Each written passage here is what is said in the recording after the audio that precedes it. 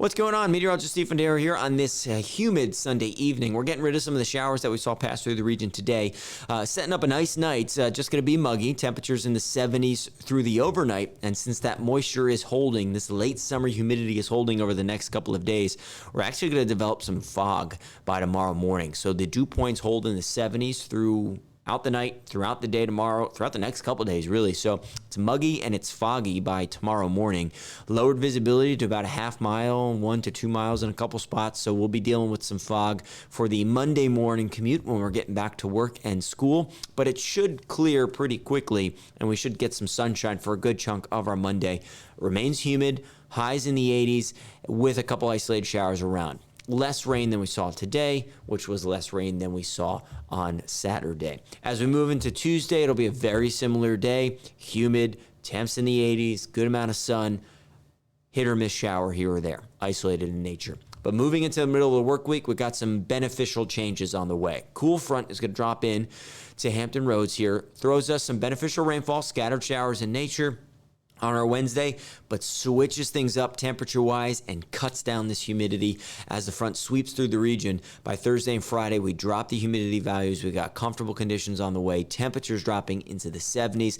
Little early taste of autumn, if you will, with temperatures in the upper 70s near 80 degrees. Mornings feeling pretty nice in the 60s with lower humidity. That's one way this front's going to help us out. The second way is it's going to help keep Hurricane Lee off our coastline, which is good. We've finally got some answers as we expected to this weekend with the storms turn to the north. So the hurricane will be making this turn to the north Tuesday into Wednesday as a major hurricane, so it's still holding strength quite well. So we could lock that in. Storm is making a turn to the north. We're also feeling pretty confident that this storm is going to stay off our coastline by Thursday and Friday by a couple hundred miles. So the farthest westerly track this has from the National Hurricane Center has the system 350 plus miles away. The furthest or the farther east the track has from the National Hurricane Center has this thing maybe over 700 miles to our east off our coastline here. So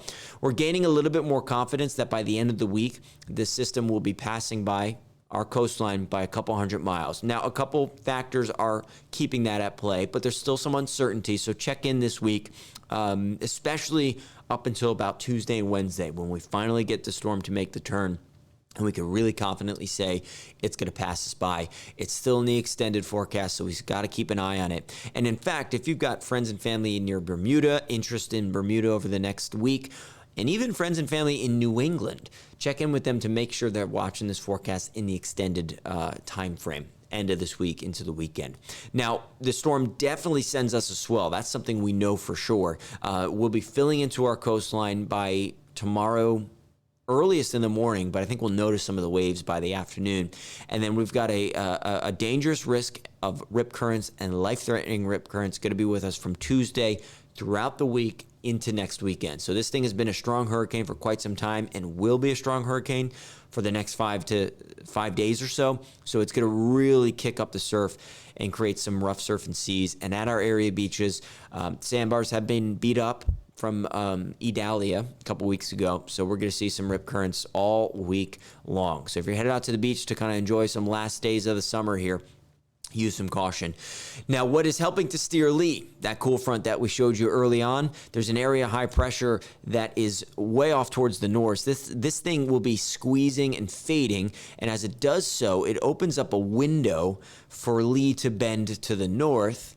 And then the kicker cool front drops in Wednesday into Thursday, and then it helps just ever so nicely nudge Lee up towards the north, kind of keeps it on that northerly track. So right now that's the trend. The trend has been our friend, and the trend has also been our friend in that we've got the comfortable conditions moving in by the end of the week. Thursday, Friday, Saturday, temps in the 70s, low humidity, lows in the 60s, some nice stuff with dry conditions and mostly sunny conditions. We just got to get through the next couple of days, which will be muggy, humid with some spotty showers around, temperatures in the 80s.